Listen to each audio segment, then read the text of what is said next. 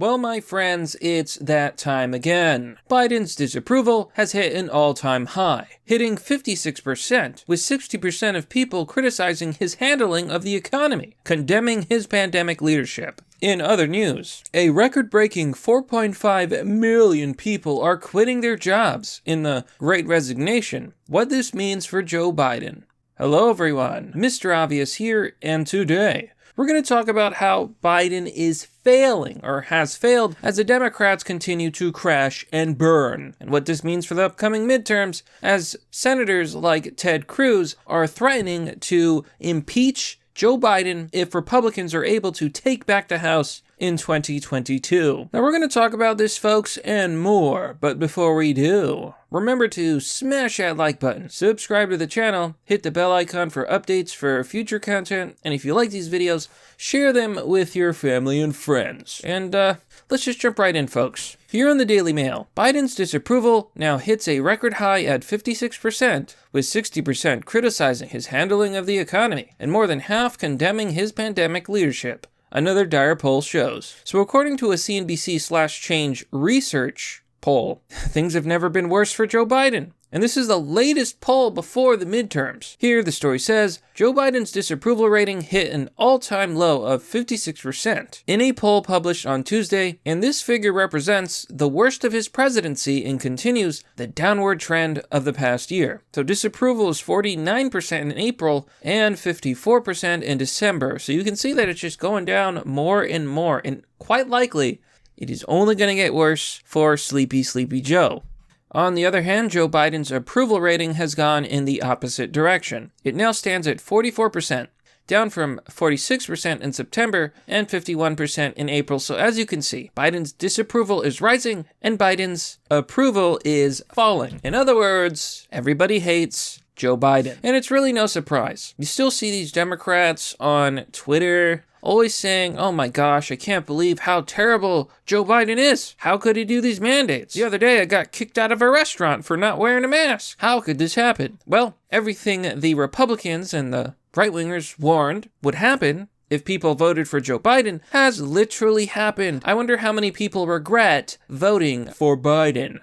Now, while all this is going on, there's a record-breaking 4.5 million workers quitting their jobs in November during what has come to be known the Great Resignation. Here on The Independent, a record 4.5 million American workers quit their jobs in the month of November, according to the U.S. Bureau of Labor Statistics, which matched the series high number of quit rates in September. So according to this, most of these are service industry jobs, such as fast food and restaurants. They say the numbers are mixed signs for the economy, and for President Joe Biden, a high quit rate means people feel secure enough to leave their jobs and find new work or a job that pays better. At the same time, the fact that the biggest sector to lose jobs was accommodation and food services shows that people are concerned about the Omicron variant, and that it might lead to less people going out to eat. Fewer construction jobs is a sign people won't be back to work at any time soon. In an industry that requires close contact, while manufacturing jobs decreases, will likely exacerbate supply chain issues. So, restaurants are dying and factories are dying.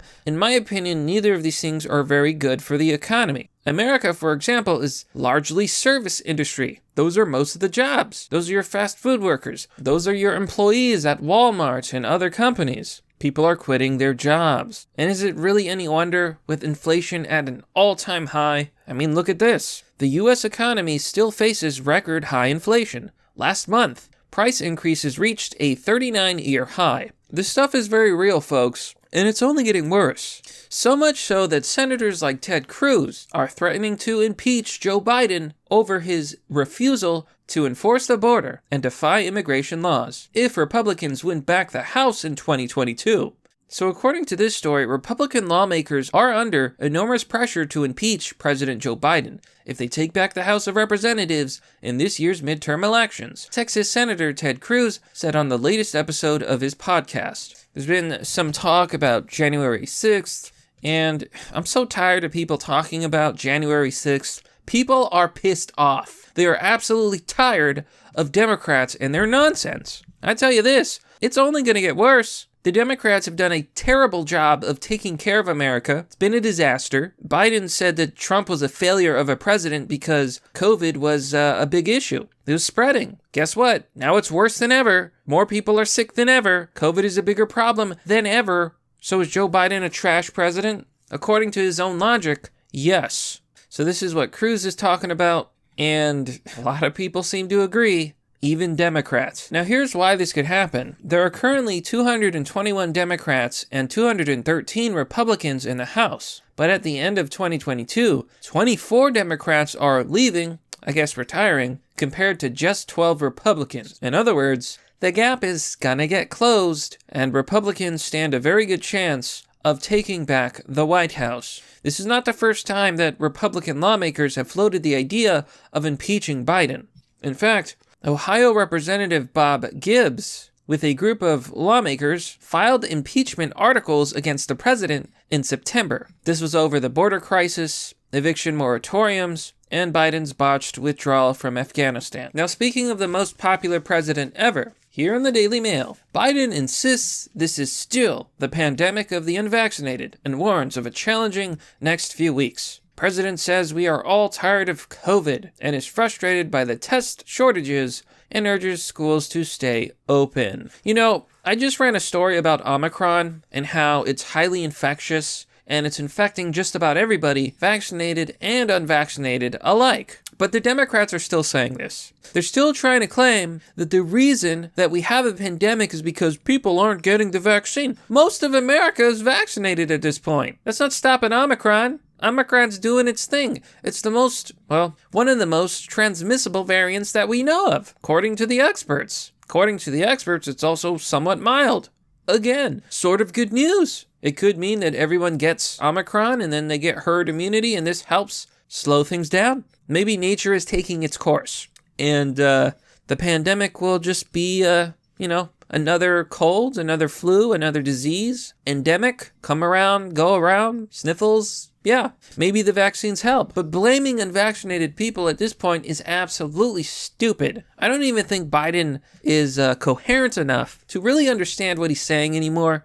I don't think he's all there. Now, I have proof of this. Here on the Daily Mail, Deputy DA and rising California Republican was 46 years old, slammed COVID vaccine mandates, has died after testing positive for coronavirus. Apparently, it's not clear whether she was vaccinated or not. But a lot of Democrats are using this as an example of, see, if only she had the vaccine, she wouldn't have passed away. Well, hold on now. We don't know if she was vaccinated, and we know for sure that some people are getting COVID despite being vaccinated. So yeah, you can't cherry pick these stories, because there's a lot of people who have died before the vaccine, after the vaccine, etc., etc. It's not necessarily correlated. You really don't know what it was. So these headlines, these hyperbolic headlines that try to convince you of one thing, depending on your bias, it's just pointless agenda pushing and propaganda. It's a pointless example.